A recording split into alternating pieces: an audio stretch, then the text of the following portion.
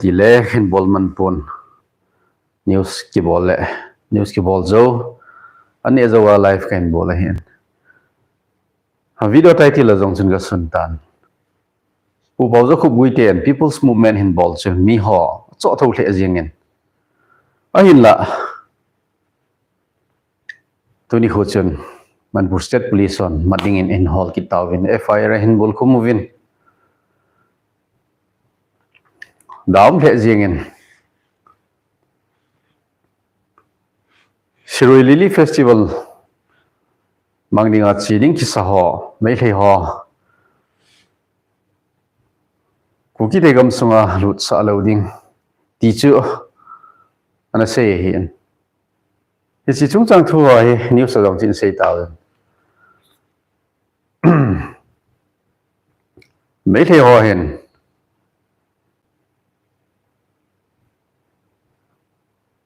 hi ti hin people's movement ho chi sot le hapon ti ti gel je wa he ta bang to gon he hen sim loi chalo hi dinong ta sanomen ahin la Paojakhup mandinga FIR hong ki bul khuma police on Manipur State se em hitalo North gam sunga Meghalaya hin Assam hin Nagaland hin chile Mizoram government jang thuna piwin mat ding madoloi chelding ti hi agodo hin dunia chi pithil su hum tadem ti hi mi pi hon nigal do hi chi thu to ki sa hi pi mong so dem ti hi mi pi hon bil ina dona khat che hi ai lai ma cha pon tu gein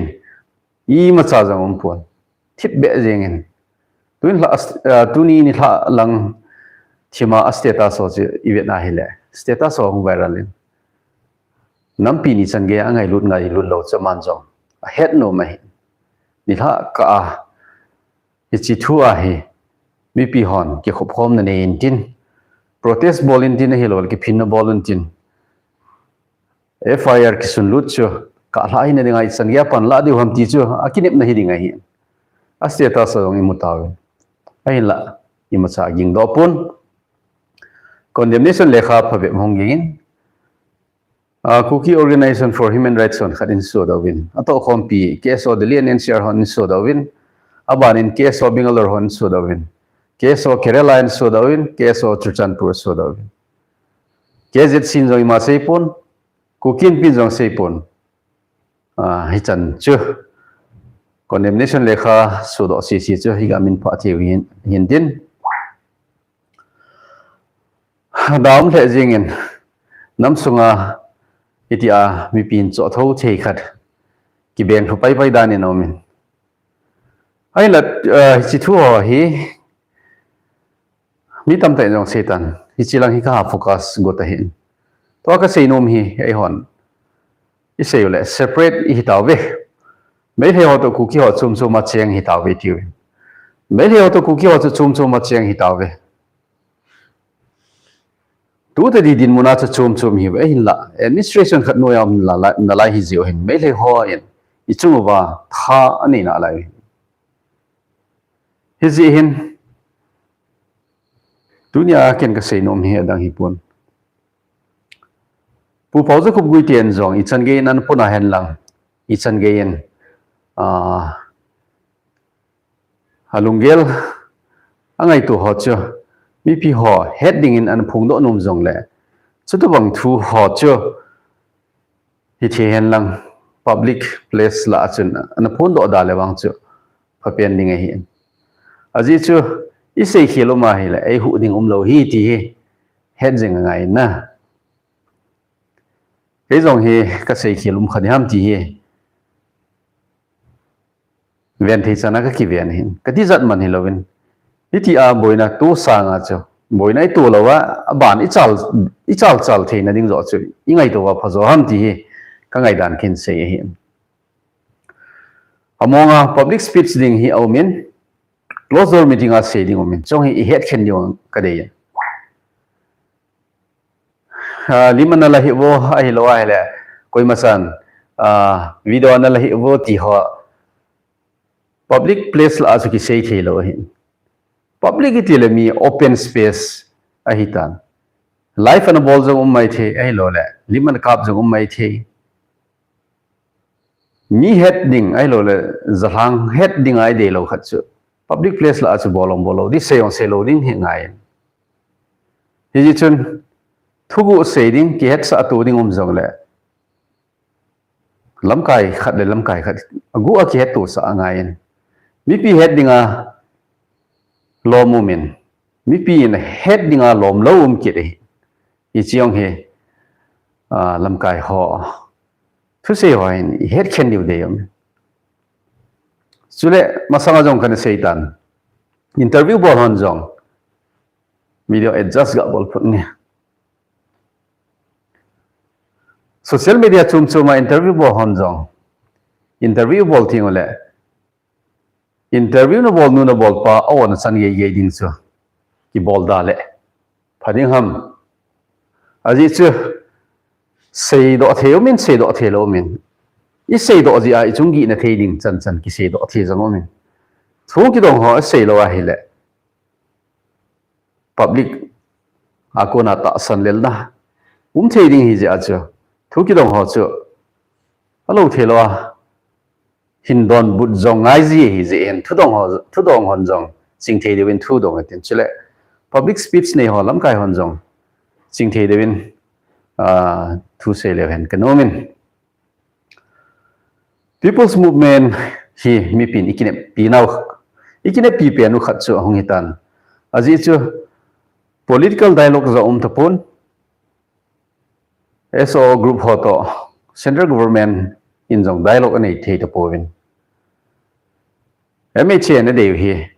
cessation of hostilities ei power se de him kham he de him kham bol sading aban bana he gale tole su beiding agor chu him kham chu ku kiten ki bol num lo hi ja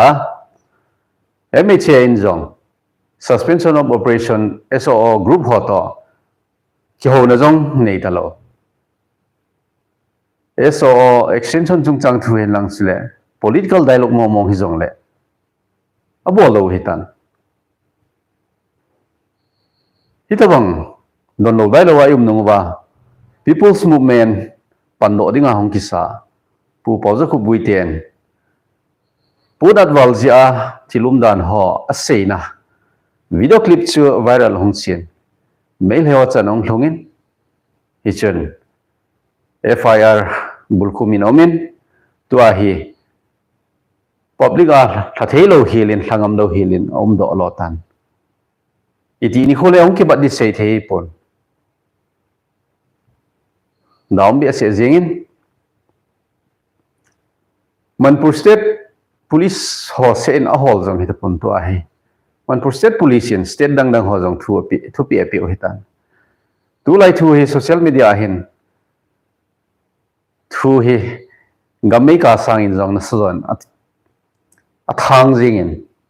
tu ni tha nidan gup lemnit som velson lengpu airport a pu Paojakhup Guite ki manin lam ka ong ki pulut ding lam ka ko na phai ki pulut ding hitia sim thu thang kha jong ki thang ki den mele ho group la jong chun apa tha jingin ei mi ho group la jong chuti ma hi headset lo lungyat su tu kharin ain sei chu gamei ka sanga na so a kaji kala jing ji hizi hin thu sei la sa jong hi mo bol loading hi a phain chule thil khati muwa hele i changya di ham chi jong hi chom khat hi yel phorotin kimulo la ya sim jong ki sim chai lo lai forward go hi atam zo ki hi zin chong he phamo the jingin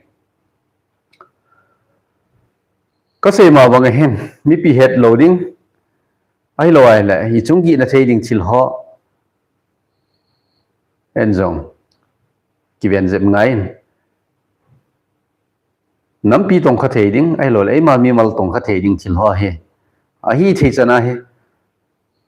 mi pi la a phone do la wa mi pi la a ta do lo he ngai ma jing tan ei hon i chan gein separate ke ta ve tum ki vai pu ke ta ve ti jong le hen administration khat noya na la hiwin ไม่เลยนี่จุงไว้ท่านนี่น่ะเรียนตานี่น่าไล่ฮีที่จงให้สุมิลโปฮิตินไม่เลยอีจันะทิลซีอบอลดอกว่าไอ้ฮะละตุจันเกียมัดดอกเราจุงทูซาจงกิเซโลอีจารุมฮัมเดวิดทิกทัดป้าอาลูไข่ป้าบนตุจันเกียโดนเราได้เราว่าไม่เห็นจุเลเมลสิตาสุพิสังกัมหออันทัดหอชุเลกูคิดที่ขากำนิ่งที่อาศัยหอขัดจาลงที่มันเล่าเห็น head speech violence กุนโดนสารนั่นดิ่งทุพนบอลหอคิดหาคิดมัดดิ่ง promote บอลหอไม่เลยหอขัดจิงจาลงให้กิลิมสาเราให้คิดที่แหละเซย์วัลโลไม่เทผู้พอจะคุบกุยเตียนทุเสียงจุดที่ตาเมียสิเบสิจงเสียญี่ปุ่น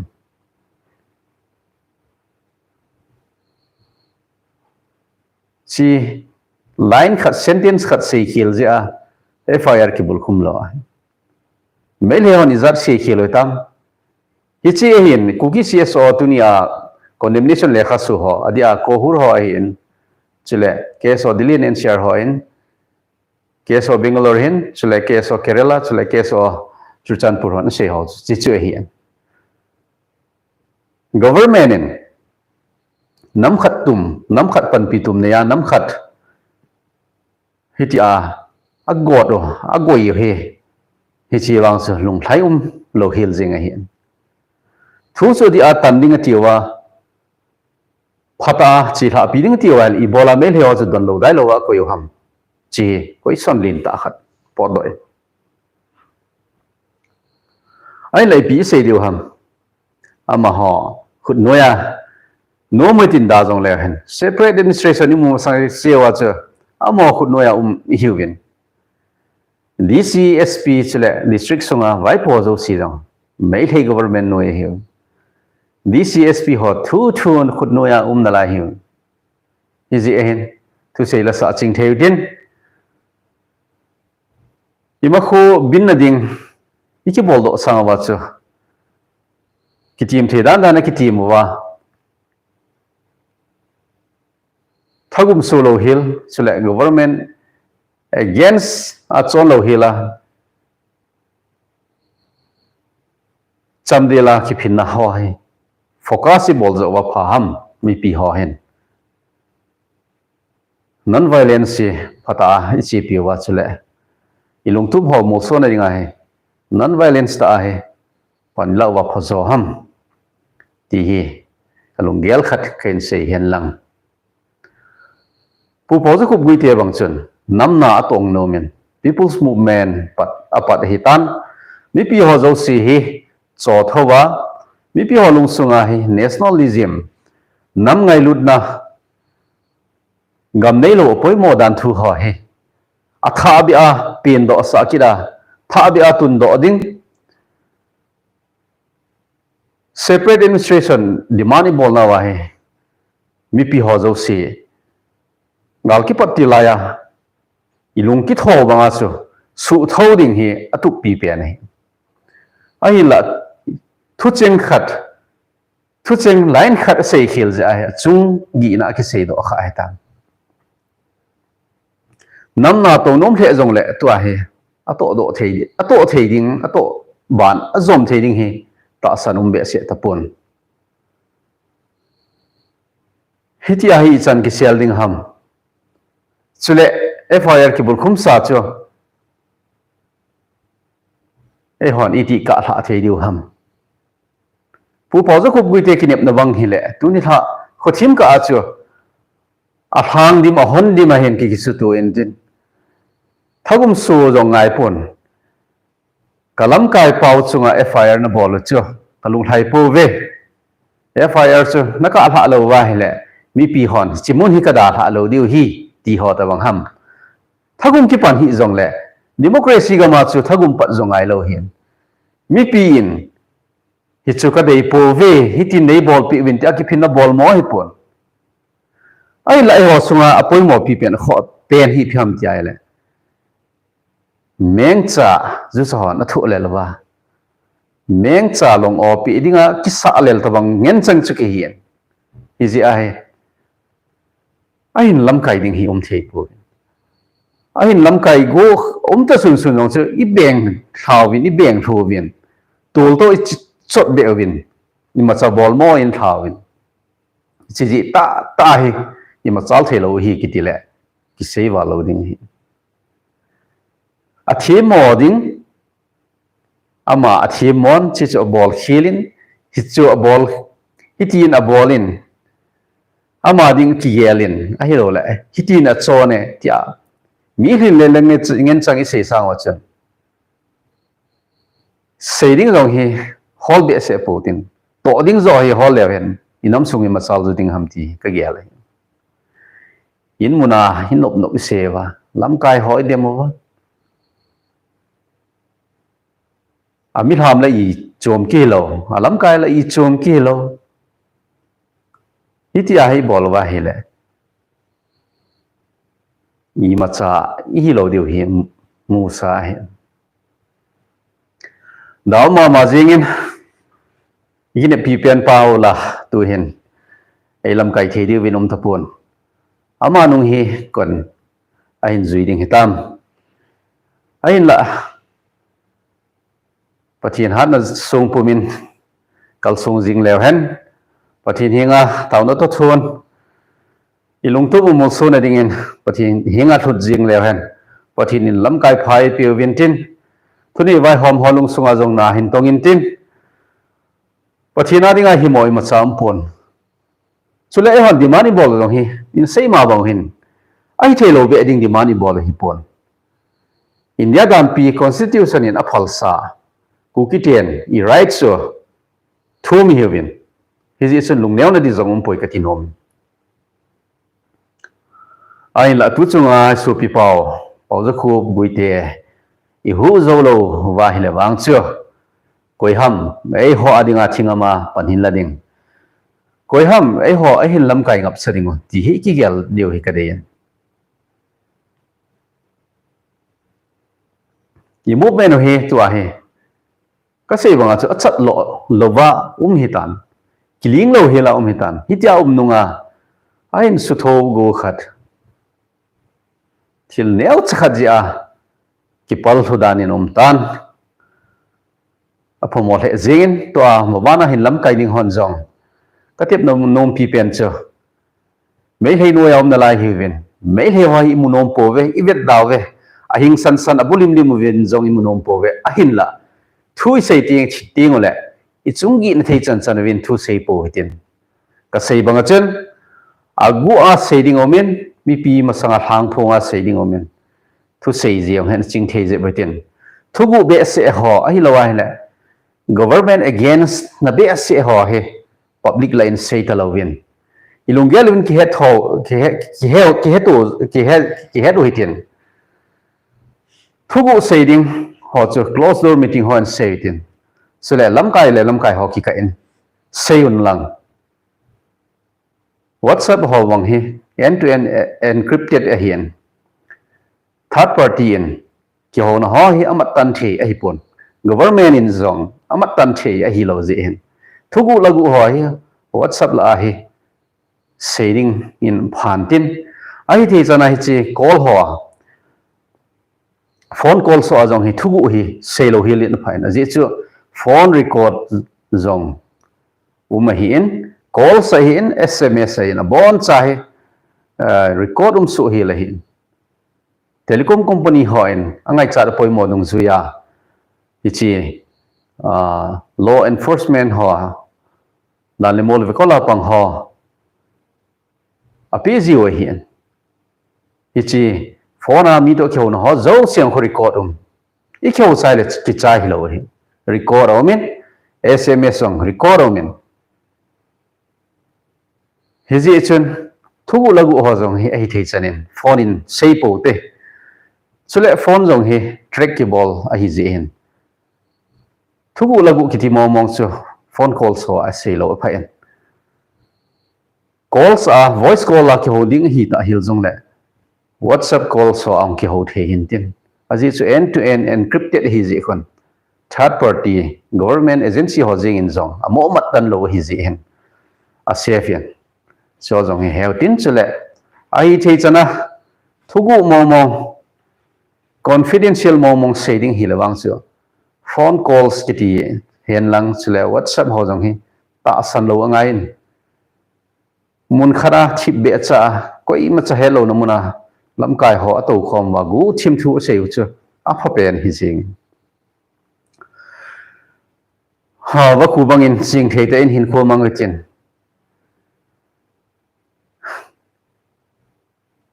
i chungi na thei ding he sei do lo te ding go chen nam nai to na wa i chungi lo ding nam nai to na wa jong ma chal ding ti zo he lam kai hon nei ngai to pi leo chen ti he ke mai ma lo hi zong leng lam kai ho khen tep na no ma hin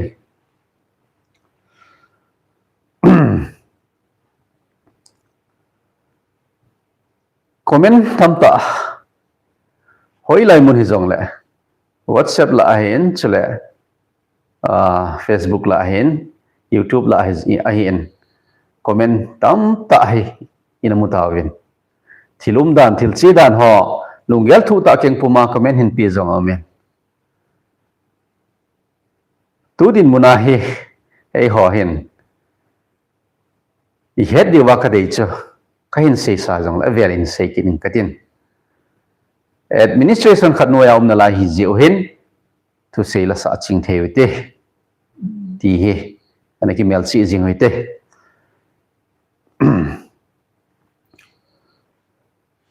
pu Paojakhup Guite hi ti a hi I chan ki sel zo ding ham hi sang hin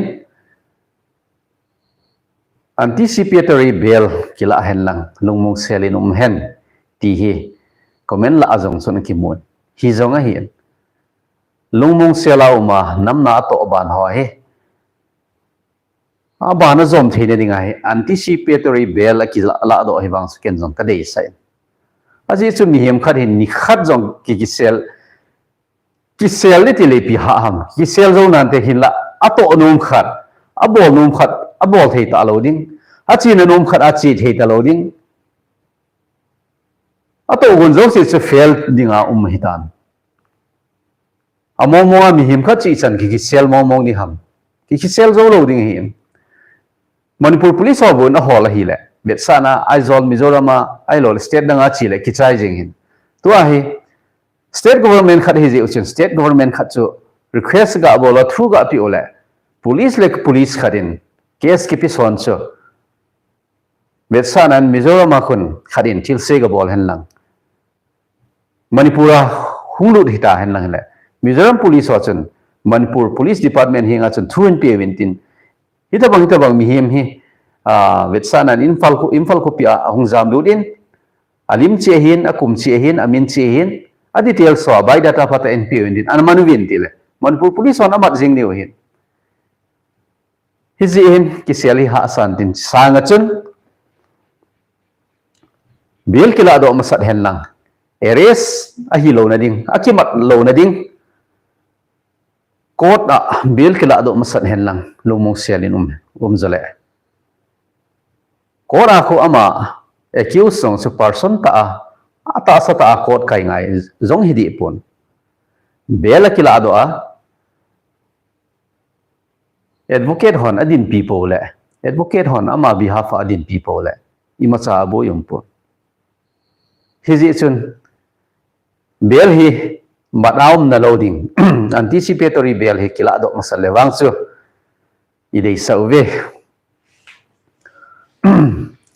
nipi ki pat phat hitai ti hi oso hin comment la zo si jong hin nipi ki pat phat hitai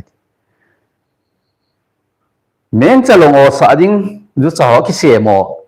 bang beb seu hiwin nipi ho zo sin jong ki pat phat hitai ti ai igel siu ken jong ka gel na hon zone na gelo I bon chawa gelo ain la koin ehin lam kai diu ham alam kai go khat sunum jong le ki beng tha thu yeng ki chon thu yeng koin ehin lam kai ngap chat diu ham e ho pi chi I boi naw ta khat che hin ha banin goti muna ki ho thu chu neu chakhat in seileng goti a hin KZC ho CS kukiret political movement bol na wa elam kai dewa in sim do KZC ho chuchi KZC ho to SO group ho Keno UPF lam kai ho chule MLA ho ana ki ho vin alimo chi vet le MLA ho jong chu apang lo tam ta omin MLA mi sombon ki thu to the lo chu I pi jong abol do mong mong diu ham ki ho na jong bona pang khom the lo I cho loi pi hin separate administration a hin pu do ma sat pe na hin e hoi boi naw he dang hi pun min ho nomenclature ho po boi hi je wa he boi hi win let ding lal ding ki chu a boi hi win me le on tha ding mat ding tha gam ding su gam ding inam pum pi wa tha gam ding hei go ta wa ai wa ngai hoi boi naw he neo be se nomenclature po ai boi let ding lal ding po ai boi thil chum chu mai boi ni boi na ho I khial lo le I chi na mu hi hong ma tha ti ding enum daum the jing in goti muna kyo ho chini ha government in let me chain SO group ho political dialogue achut zompi lo wa hi le government to ki ho nei ma sa ki nei thalo ding talks ki nei thalo ding hi ti chu akilo na wa hi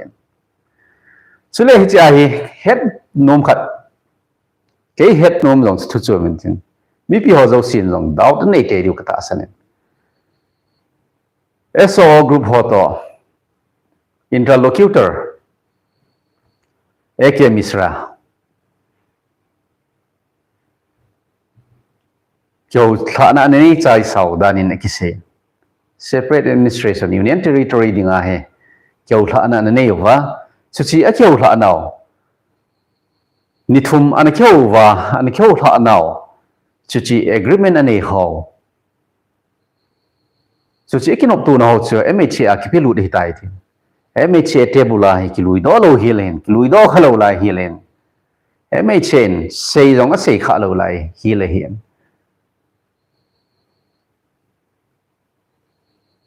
kyo thana ki chai hi ta le tu a MHA to SO group ho chun EPSA be diu ham avela ki ho na sut job ding a tiu chu chi chu kalung don nai hi a sei diu zo si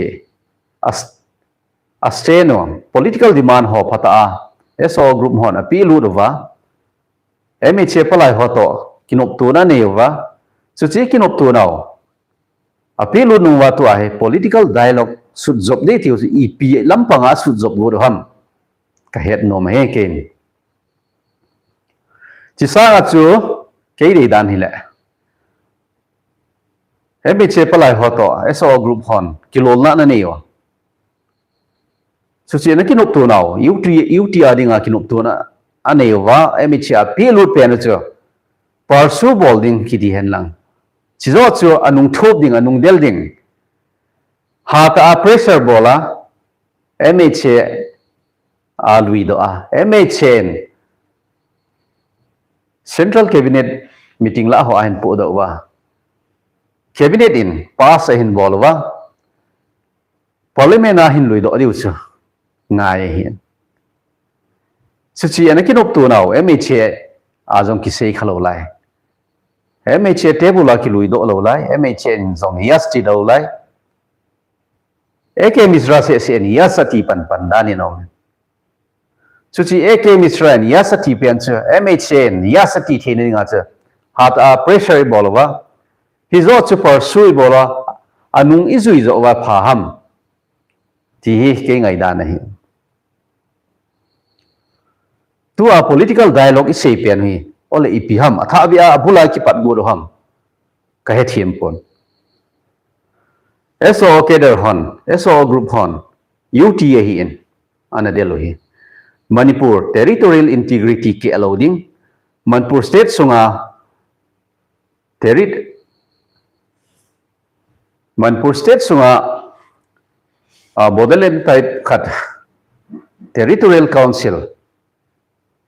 khat demand an bol hen galong ki pat phara hen chuchi territorial council demand bolo manipur integrity ke thei ponte manipur gamsong ke thei ponte tia so agreement a sign an bol cha ama ho hen en chop khubuwa union territory zo nei pitawin tia hi eke misra emi che palai pa chana kheu piwa hen so group hon aseule gal chana chu manipur territorial integrity ke thei ponte tia agreement a sign an ki bol he ai la gal hong ki pat a mei hon tha chi mi ding gut phat wa he chuchi agreement chu ke hitai manipur territorial integrity ke thei ponte tia so group hon an ki sei chu ki zui lo hitai hi chi so agreement zong hi tripartite hitalowin bipartite hitai tia he verbally ase ai la hi chi ase ho hi khatcha written a omning kata sanpun so agreement zong state government tum biren khanga chan ana port govin ai la apot na chet zong phone chu chi so agreement zong chu bipartite hitai tia isei na theu zong be se pon ji chu pok som si le manipur government a khona representative hena pangjing ovin alas khat le ni hamba wa chu panglo o hile ekilomen chi chu ahi ya hele hichi so agreement zong hi bipartite hilo tripartite hinalai hin chule manipur territorial integrity ke thei ponte tia close khat line khat ana goal hawa cha anop naw na pi ocho akila do na zong lo hin official ta chuchi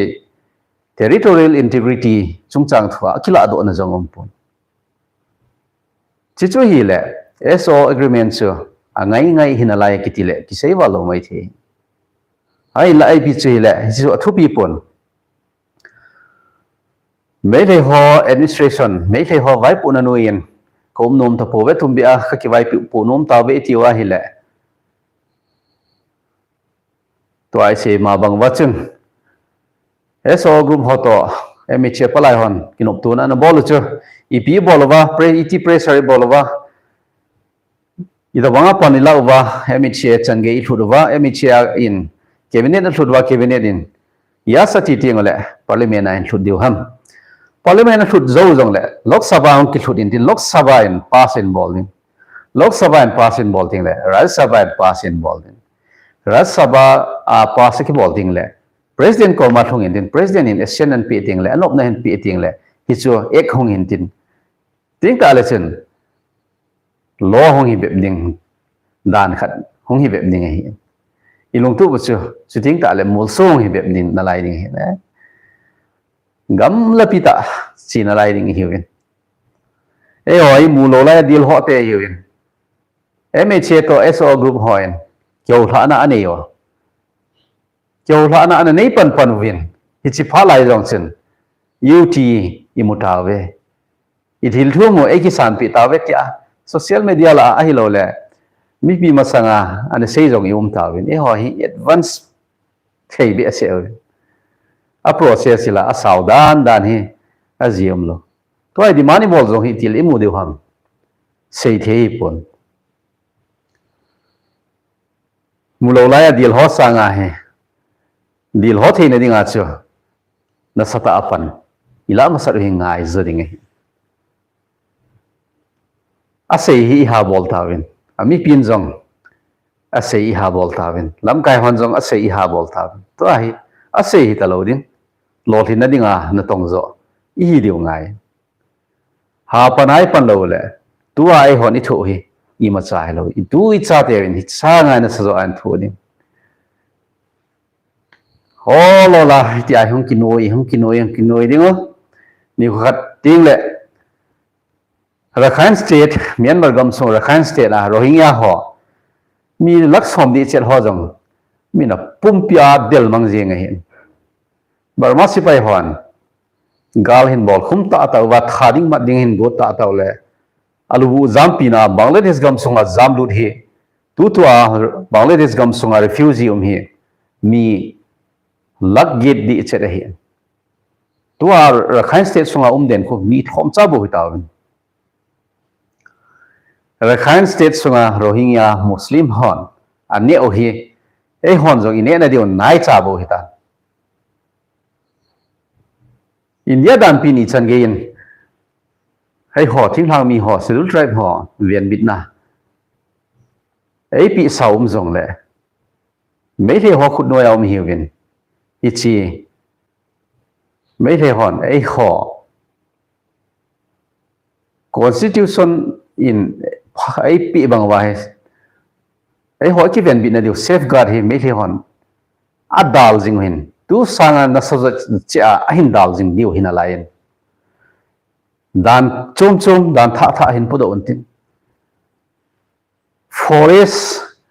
protected forest reserve forest wildlife sanctuary abana chen religious sites ti ha ahin bol do kireven igam sungu chu hung neu che ding azole Rohingya te dan dana chu hoilem khanong ki del do niu aloma vui lo hela mola thanga ui de dua yong ki jam ni khu jong hung mai thena lai he sun tu khanga ai hon isanin gen the thu jong le itu te khangwa itu cha te hoben gale tulum lo hela lungmong sela na wa ta in kho man wa pathin lungmong sela kheu the ni ding ingai tu piwa phazo hi lo ham sumle pai mi himin ki dei chi jong le sumle pai ide na ho jong nung so ni tin ei ma chang phat chum na ding jong nung so ni tin nampi khan to na ding nampi machal na ding lungtum mol so na ding hi pole tha zit khom wa pha hello ham chule lam kai ding ang ki sep do ho jong he I phungu vu wa anung I thu bo wa anung ma a idinu wa ido kang wa I hat sa wa phazo hello ham lam kai ding ang ki sep do hoi bola I kai thu wa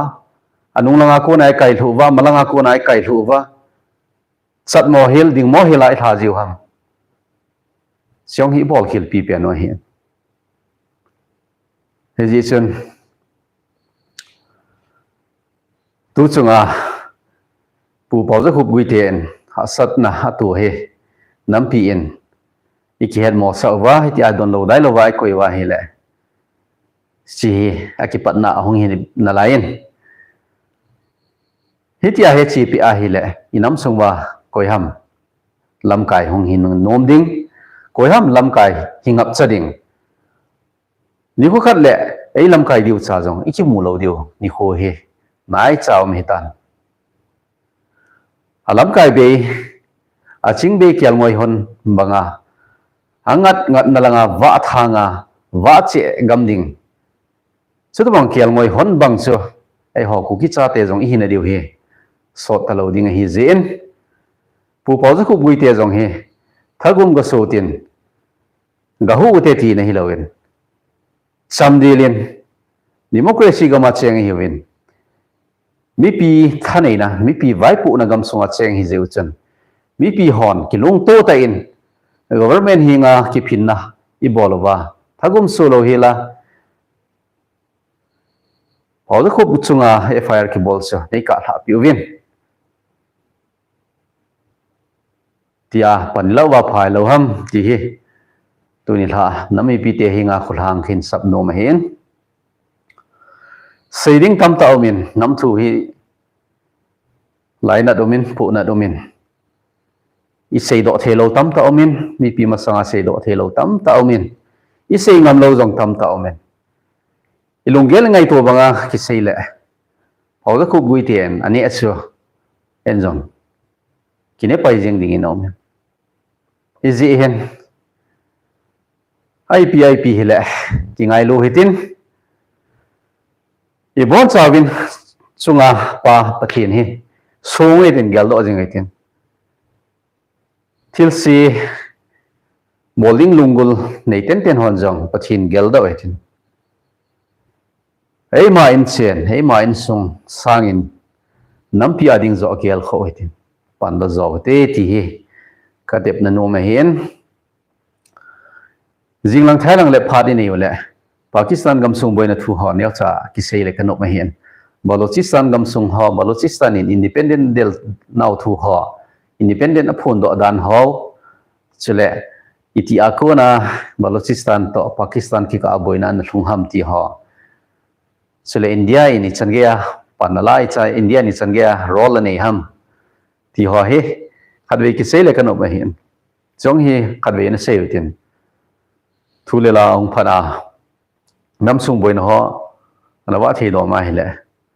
ขัดเวฮีเสยเตดิ้งอันโกติน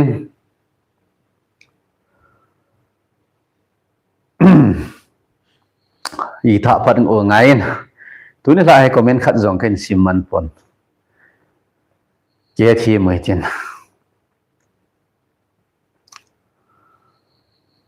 อาบานจงเสยเบดิ้งกันโนเมนไอหินละจานจงสอดตัน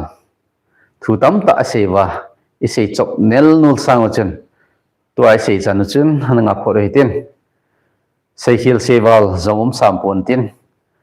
ขัดโตไงมาคิเสยดอกขาเละกิเหตุมวยตินน้ำปีไงลุดซาลาฮิสันเกียเฮ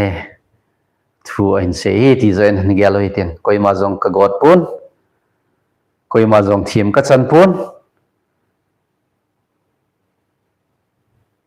มีปีจงอิทีมโปวินลำกายหัวจงอทีมปนอีบอนชาวินอิทีมโปวินอทีมขณะขัดจงอิมโปเวฮิตยาเฮฮิกิเสียมท่าเลวะอีบอนชาวะมีปีเห็นลำกายเห็นยมสันไงไงยาโมวาฮิเลอีมัจฉาฮิโลฮิลดึงวะเฮแต่บอนชาวินนั่งพัตาวินอันดัมเซลตาวิน